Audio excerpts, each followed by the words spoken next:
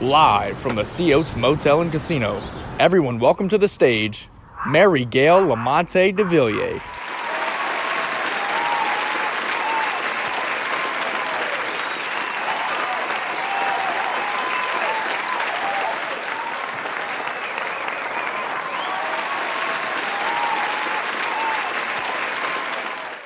Okay, these little stories come in no particular order. They're just stories I learned, and I put them all together and didn't take much planning of the order they were to be in. But the first one is just very short. You know what Cajun foreplay is? No? Hey, Shay, you awake?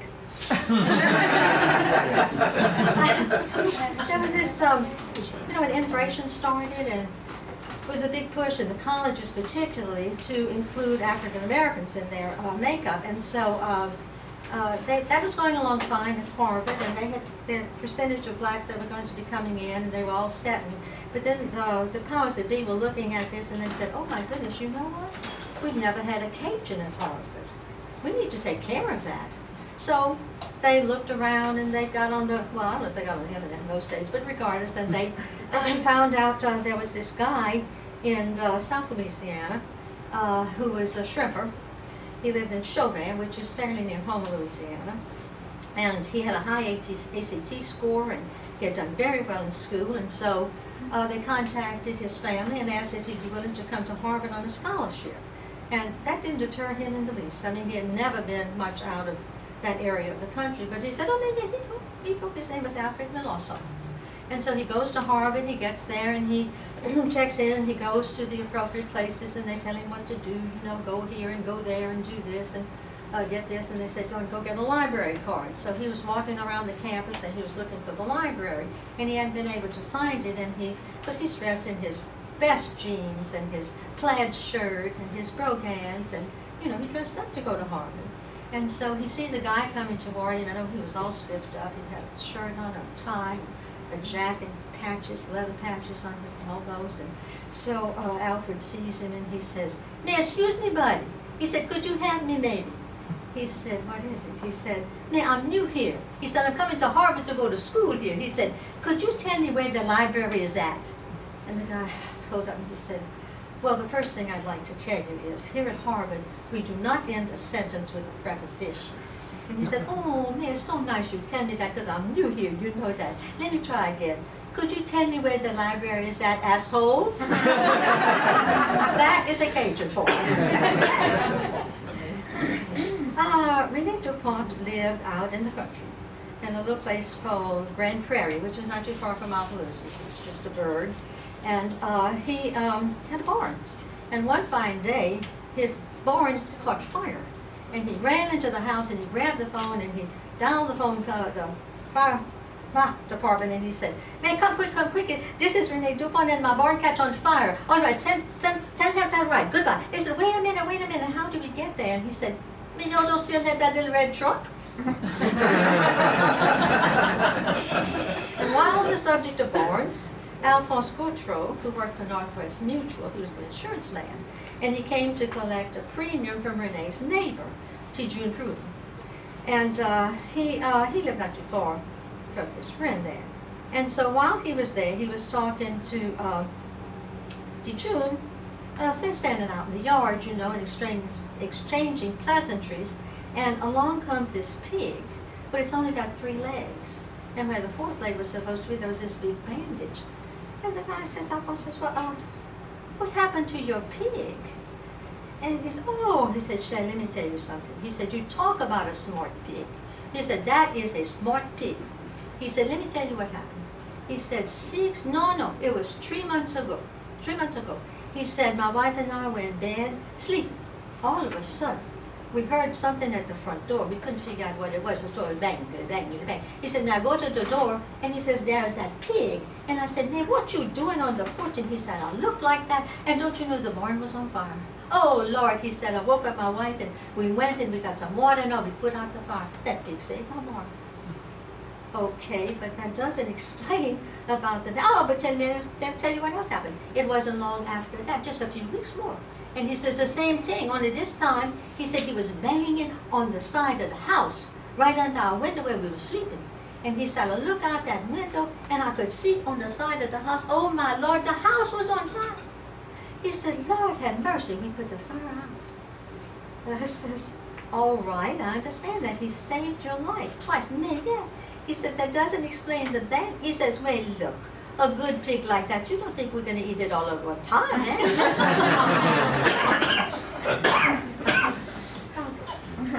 Oh, Pierre Tudor, he had 8 acres of land in the 1940s, and Exxon came around and they leased the land, a lot of it in southwest Louisiana, and they struck oil in his land. So now he had money. He had never had money before. And so he went out and he bought his wife Arnett a gas stove, a refrigerator with 3 ice trays, and a ring washing machine, and a few other wonderful things for the house. And she was thrilled, But then he said, you know, Shannon, I want to buy you something for you, just for you, that you would really like and you never would have bought and we never had the money to buy. What would you like? Well, she says, I don't want to tell you. It's so silly. Hell, come on, Shannon, tell me. Well, she said, you know, I read those movie magazines and they talk about those movie stars and they take a milk bath. Oh, all right. She says, well, I kind of thought I'd always like to take a milk bath. And he said, well, no, I'll take care of that. He says, I'm going to go see my friend. He said, Alphonse Léger, he has that dairy, and I'll see if he can come bring and some milk for you to take a bath. So he went to talk to him, and Alphonse said, oh, yeah, that wouldn't be a problem. He said, I'm going to take my truck, I'm going to park it outside your house. I know where your bathroom is. He said, you raise the window, I have this big pipe thing. He said, I'll fill the bathtub with milk. Oh, so that's good. When you can come? He said, how about Saturday? That's 2 days from now. Oh, he said, that's fine. He said, all right, good. He says, well, wait, let me ask you something. He said, you want homogenized milk or pasteurized milk? He said, oh, Lord, listen, just pass her ass. If she wants it in her eyes, she can splash.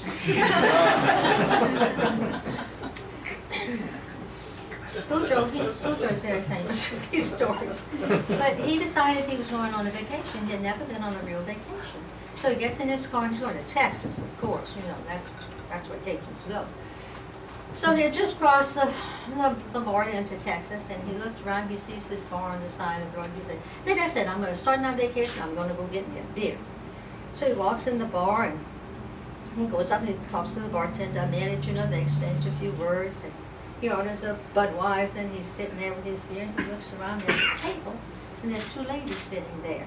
And he says, he said to the bartender, he said, let me ask you something. He said, I don't have nobody to talk to. He said, you think those 2 ladies, it would be all right if I went over and talked to them? And he said, oh, yeah, they wouldn't mind. He said, they're nice. So he walks over, he introduces himself, and he says, what the bartender had told him, excuse me, he said, listen, a word to the wise. He said, I just want you to know this. You know, they're lesbians. Oh, he said, I'm glad you told me that. That's nice to know. Okay. So he goes over, he says, how y'all doing today? They said, well, we're fine. And he said, it's all right I sit here and drink my beer and talk to you? They said, oh, yeah. So he sits down and he says, well, tell me something.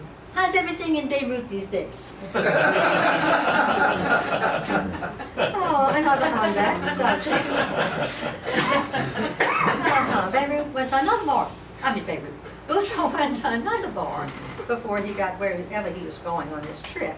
And there was a really good-looking girl standing nice-looking gal standing at the bar. So he went over and he started flirting with her. And she says, listen, buddy, I don't mind if you talk to me, you know, you're by yourself, and you're not, obviously not from here, but I just want to tell you something. I don't want you to waste your time. I'm a lesbian. And he said, man, what's that? What's a lesbian? She said, you don't know what a lesbian is? He said, no. Oh, she said, well, let me explain something to you. You see that gal that just came out of the bathroom over there? That good-looking gal? Really fine? Oh, yeah, he said, I see her. She said, well, there's nothing I'd like better than to go over there and grab her and pull her to me and give her a huge kiss and make passionate love to her. That's because I'm a lesbian. Oh, well, you said I must be one me too, then?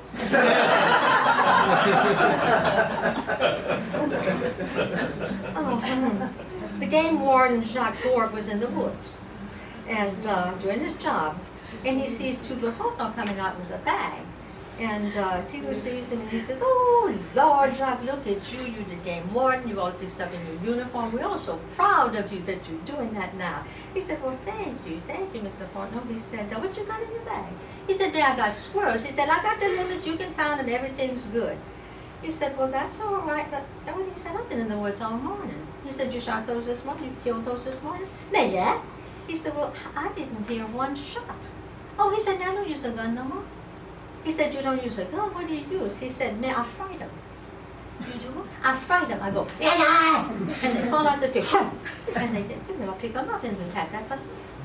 He said, that's absolutely amazing. I can't get over that. I've never heard of that. Well, he said, I learned that a long time ago. So there's this lady coming out of the woods, and she's got a long house dress on and some kind of bro dance, and she's got a paper bag over her head with the eyes cut out. And he says, Mr. Whoever he was, Mr. Forno, he said, who's that? Oh, Shab, that's Letitia, my wife. He said, oh, really? Oh, yeah, she wanted to come hunting with me. He said, well, really? Oh, yeah, he said, listen. He said, well, I don't understand why she got the bag over her head. Oh, he said, Shab, let me tell you. He said, that's a good woman. We've been married a long, long time. I can't say nothing bad about her. She cooks for me. She cleans for me. She's always taking care of me. We have to get. And he said, but, everybody knew from the beginning, well, she's not pretty. To tell you the truth, she's kind of ugly. Well, he said, all right, but I don't understand about the bag. He said, well, the first time she went hunting with me, because she said she wanted to go, she wanted a teacher. He said, the first time we went, she fried those squirrels so bad, we couldn't eat them. Busted them up. Boudreaux, Thibodeau, and Dugas, who was mostly Thibodeau's friend, went fishing at the Cajun Riviera, better known as, Holly Beach. Cajuns call it the Cajun Riviera. If you don't know anything about Holly Beach, it's not very attractive. It's, the Cajun Riviera is really, And anyway, while they were out fishing, the storm came up and their boat capsized. And Boudreaux and Thibodeau were saved by the Coast Guard, but Dugas drowned. So those two were getting in the truck to go home after everyone had come and seen about or whatever. And so Thibodeau's driving. Boudreaux says, "Hey, listen, I'm going to tell you something. When we get home, it's going to be you that's going to have to go tell Miss Dugas about her husband." And Thibodeau says, "Oh, baby, no, I don't think I can do that." He said, "Listen, I like him all right, but he wasn't my good friend, or that was your good friend." And he said, but it's hard for me to talk because I stammer. He said, well, that's just too bad. But he said, let me tell you something. You know that Mal Tillis, that singer? Yeah. He said, well, he stammer when he talks, but when he sing, he don't stammer. He said, maybe you could do that. You could, kind of sing a little thing, telling him. Well, he said, I don't know. Well, I don't care what you know. Just take me to the house and then you go tell Miss Dugas. So he did. So he gets to Miss Dugas' house and takes a big sigh, gets out of the truck, he goes to the door, he knocks on the door, and she opens the door and he says, "Guess who drowned at Holly Beach? Dugas, Dugas." That's aces. That one is aces.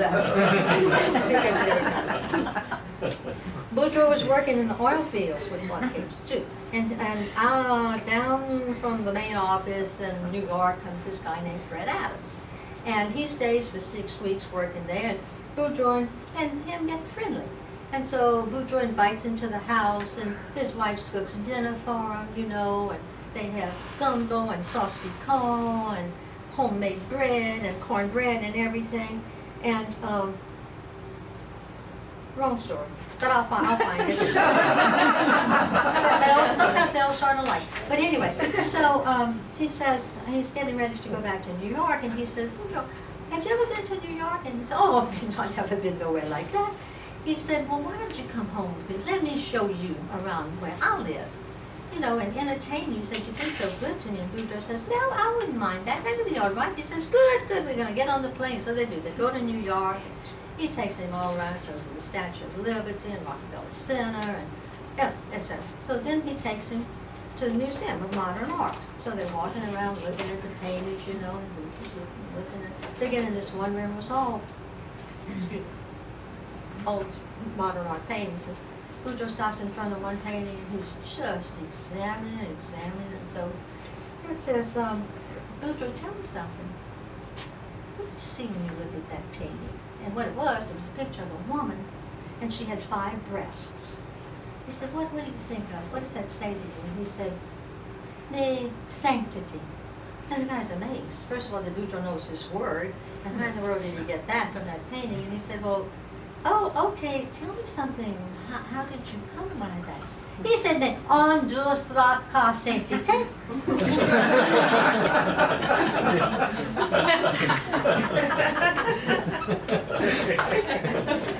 Before they went to New York, they went to a Cajun wedding. And so, Boudreaux explained to him that one of the customs at a Cajun wedding was that there's a drawing for the prize.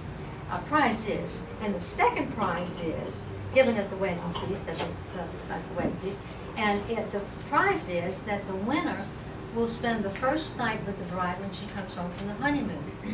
And the guy says, my Lord in heaven. Well, if that's the second prize, what on earth is the first prize? Oh, he said, now, the first prize, that's 10 pounds of boudin.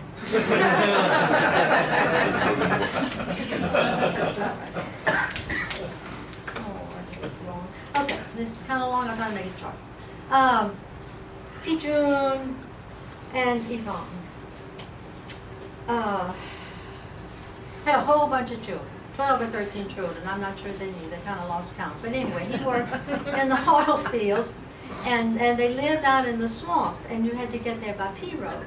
So he'd work 7 days on and 7 days off. And so he's coming back from his 7 days, and he's coming down the bayou, in his pirogue down the bayou, and he sees she's standing at the edge of the bayou crying. He thinks, oh my God, I don't know what happened. So he gets it, he says, Shat, what you crying about? Oh, she said, I don't know how to tell you this. He said, what? He said, but she said, you know the twins, Yvonne and Yvette? He said, sure, I know the twins, my little girls. She said, yes. They're not here no more. He said, what happened? He said, the alligator, she ate them. You know that big alligator? Oh, he said, I can't believe. She said, I tried to look after all those children, but 13 children, it's hard to keep track of it. And they got too close to the edge. I told them not to play the alligator. Oh, so she, whoa. So he said, oh, he comforts her, and he says, well, you know, darling, you did the best you could.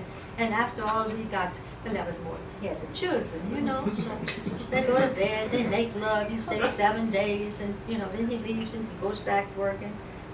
Comes back 7 days later, same scenario. Coming down the bayou, she said the same.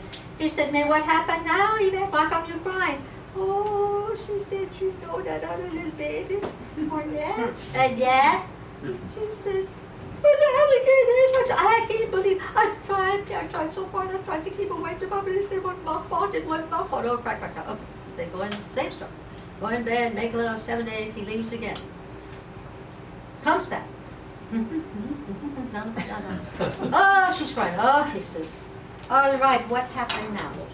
Oh, I hate to tell you, it's the little boy. Be not tempting. Oh, he said, I can't believe you. I'm so sorry. I tried so hard. You don't know how I tried. That's all right, Shaq. Goes in the house, goes in his room, opens the suitcase, throws all the dirty clothes down. She starts picking them up. He opens the dresser drawer. He starts taking clean clothes out, putting them in the suitcase. And she said, Pierre, what you doing? Oh, he said, I'm gone. What you mean you're gone? Oh, he said, I'm leaving you. She said, what you mean you're leaving me? He says, listen, if you think I'm going to work all day and screw all night just to feed that damn alligator, you got another thing.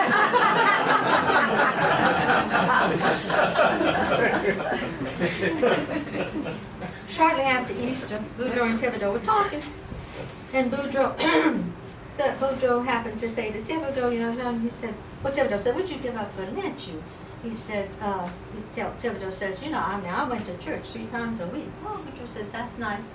We said, what'd you give up? He said, I gave up sex for Lent. Oh, Thibodeau says, that's hard to do. Yes, he said, I know. It's all right. So they run into each other at the start of Holy Week. And he says, he says, how did that work out, your penance? Oh, he said, I was doing fine. But at the beginning of Holy Week, something happened. But he said, what happened? You broke the penance? Yeah. Oh, he said, Shaq, that's too bad. How did that happen?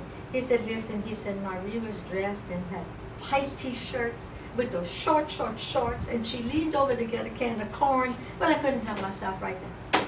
And he said, oh yeah, but you can't do that in literature when you give it up. He said, I learned something else. He said, what? He said, you can't do that in Winn-Dixie either.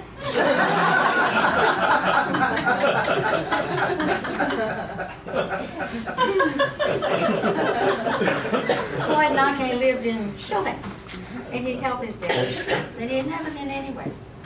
For his 18th birthday, his daddy said, you need to go to town. You need to go to Thibodaux, which is like 20 miles, 25, 30 miles away. Go to Thibodaux, spend the day, have you a good time. He said, yeah, I'm going to give you some money. So he did. He went and he's standing around on the street corner, he's looking around, and he sees there's a barber shop. He recognized that. There's that pole, you know. He sees the guy go in, and after a while he sees the guy come out. He looks much better. His hair is all nicely trimmed and everything. He says, he thinks he might want to do that because all his life his mama cut his hair. So he goes in, tells the barber he wants a haircut, sits him down and puts it in around, and then he says, would you like a manicure? And he says, and then yeah, because he saw that little cute manicurist over there. So she comes with her little tray. She's got a little tight shirt on, her blouse, a skirt on, her blouse is cut kind of low there, and she sits down, crosses her leg, just looking at her, you know. She cuts his nails, she files his nails, and she says, you want me to push back your cuticle? And he says, oh, man, no, sir, that's all right. I'll walk around, it'll go down after a while.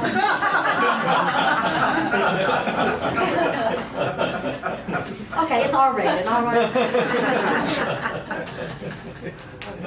Oh, yeah, T-Boy, T-June, and T-Fred, they were brothers. Well, they all drowned while they were fishing.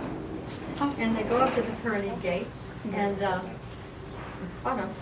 and St. Peter says, well, y'all can come in, but you have to do something before I'll let you go further. And they said, what? They said, you have to tell me the Easter story. All right, so T. June says, she says, well, you first.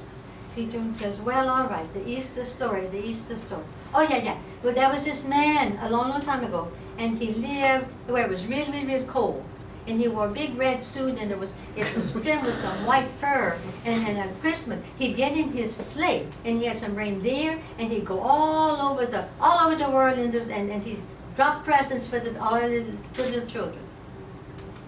And he said, just have a seat over here. Okay, we're going to talk about this later. He said, what about you, T-Boy? T-Boy says, let's see. The Easter story, the Easter story. Oh, yeah. That was this man. And he went to talk to the queen, and he told her he wanted 3 ships. And he named them the Ninny, the Pinna, and the Santa Barbara, I think. Anyway, and he went in those ships, and he landed on Easter Island. That's it. And some people were there, and they said, come on down, we'll have a picnic. And they shot a rabbit, and they made a big sauce pecan, and they all got along good. That's the Easter story. You go. Okay, T. Fred, what about you? Can you tell me the Easter story? He said, let's see, the Easter story. All right, there was a man, and his mama rode a donkey her. And his daddy made some good furniture, and I think sometimes he built houses too. I'm not sure about that. And the man, he wore a long robe, and he had some sandals, and he went all over the country telling people how they should act, and what they should do, and what they shouldn't do, and to be good. And St. Peter says, oh, thanks. He said, just a minute, don't interrupt me, I'm on a roll here. He said, but he pissed off a lot of people, and they got mad at him, and they killed him, they put him on a cross. And then after that, they take him down and they put him in a cave, and they left him there. They didn't bury him or nothing. They just left him in the cave. But some of his people waited 3 days. They didn't come see him for 3 days because they were passing over something, I think. And St. Peter says, go on. And he said, anyway. And so he came out of his cave. Then when they came, he wasn't there. And then he went and visited some people, but he came back. And he came back and he went in that cave. And now, every February the 2nd, he comes out, and if he sees his daddy, he goes down. 6 more weeks to win. And that's the Easter story. There was a lady in Grand Prairie, and she had a little dog. She was just crazy about that little dog. Well, the little dog finally died. So she went to the priest. She asked Father Alfred Dupree. She said, May, could you pass my little dog in church and bury him in the Catholic graveyard? Oh, he said, Madam, lady, you know, it's a dog, Shad. I can't do that, you know. That's not for dogs. Well, she said, all right, if you don't want to do it. She said, Well, I think I'll go talk to the Baptist preacher. She said, maybe he would do it. You know, I had an insurance policy on that dog for $10,000. And so I was going to donate half of that to the church. And the priest said, oh, wait a minute, I didn't realize that the dog was Catholic. I have a very close friend, Lucius. He's like a brother to me. And that was his father's favorite story. And Lucius said I had to tell it to you. Marie and Pierre were in bed one night, and there was a noise on the porch. And so Marie said, Shaq, go see what that noise is. It was in the middle of the night. So he goes to the door, and he opens it, and there's a guy with a gun. And Pierre said, oh, Lord, he said, don't shoot me, don't shoot me. What you want? You want some money? I don't have much, but I'm going to show you where it is. It's in the coffee can in the kitchen. He said, you can have it. I'm going to give it to you. And the guy says, buddy, you got it all wrong. I'm not a robber. I'm a rapist. He said, oh, excuse me just a minute. Marisha, that's for you.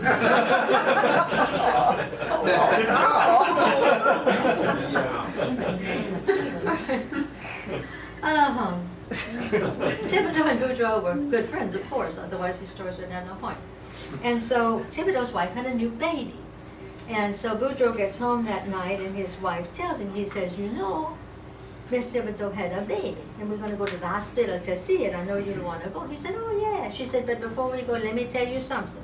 Get this straight. That little baby was born with no ears, all right? I don't want to hear you say nothing to Thibodeau about that.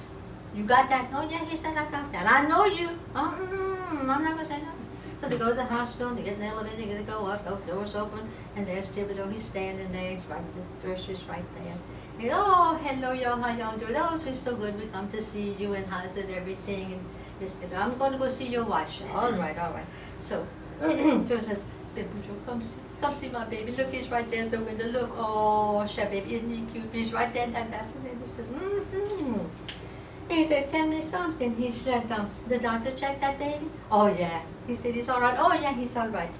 Oh, he checked his legs. Yeah, he checked his legs. He make him move like that. Oh, yeah, he'll do walk when he gets bigger. Oh, what about his little arms? He can move his, oh, yeah, he can move his arms.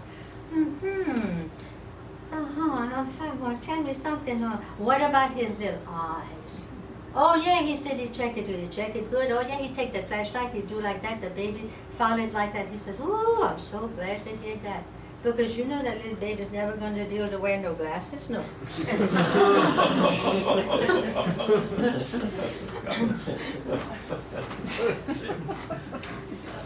Well, three Cajun women were talking about their sons. Of course, they were bragging. And the first one said, well, her son was a doctor. Told all the good things he could do. Oh, he sees the people and they're sick and he gives them some medicine and they get wet. Sometimes he has to operate on them and everything. Oh, he's so good. And the second one says, well, her son's a stockbroker. And people come to him and they want to buy some stuff. And they buy that stuff, and with that they make some money. And he was doing really, really good. They had a pretty house and everything. And the third one says, well, her son was a chemist. I said, what's that, a chemist? And she says, well, listen, he works in a laboratory. She says, y'all watch that show on television, that NCIS? Miss, yeah. Well, you know how they have all those test tubes they show they're doing, they put some stuff in, they put it over a burner thing. I think they call it a Bunsen burner, something like that. Well, that's what he do. And she said, sometimes now, he takes some hydrogen, and he adds some oxygen, and he does like that over that fire, and with that, he makes water. And one of the ladies said, that sounds dangerous. You lucky you don't shit in his pants, too.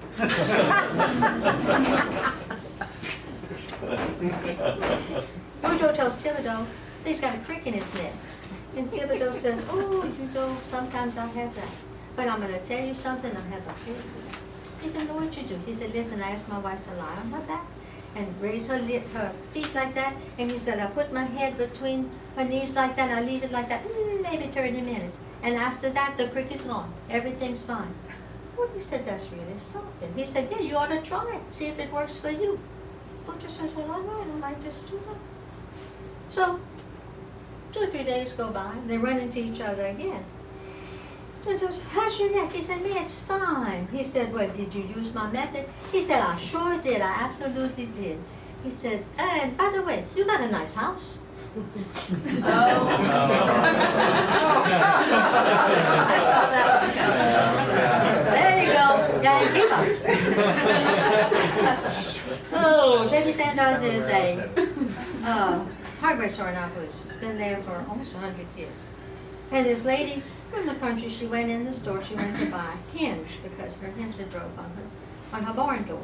So she asked the clerk for a hinge, and he finds one, and he puts it on the counter, and he says, whether she was gonna pay, and he says, you want a screw for that hinge?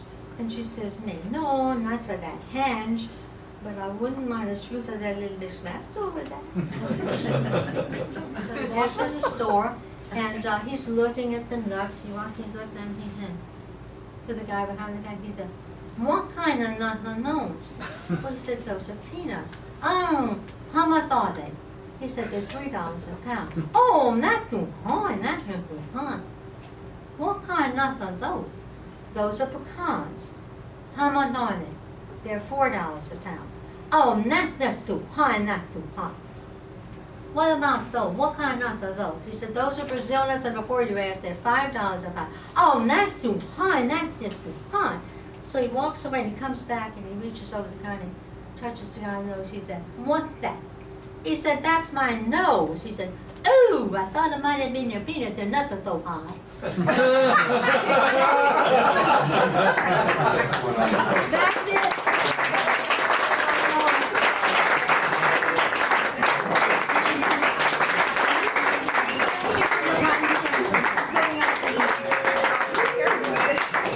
No autographs, no autographs. Thank y'all for coming.